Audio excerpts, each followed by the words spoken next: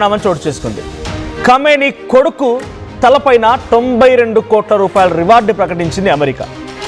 Supreme leader Ali Khamenei కుమారుడు Mustafa Khamenei president supreme లీడర్గా ఎన్నికయ్యాడు.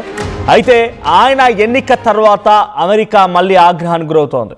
మేము అక్కడ కోరుకుందే రెజ్యూమీ చేంజ్, అంటే అక్కడ నాయకత్వపు మార్పుని మేము కోరుకున్నాము.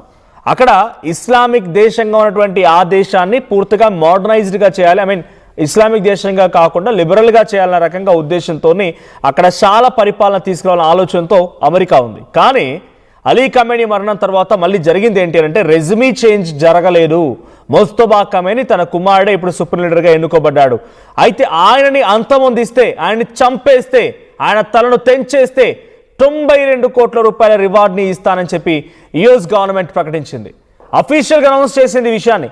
Iran supreme leader Mustafa Khamenei తలని తీసుకొస్తే 92 కోట్లు ఇస్తామని చెప్పి అమెరికా అనౌన్స్ చేస్తే supreme national security council secretary Ali Larijani సహా 9 మంది పేర్లని కూడా దీనిలో చేర్చారు.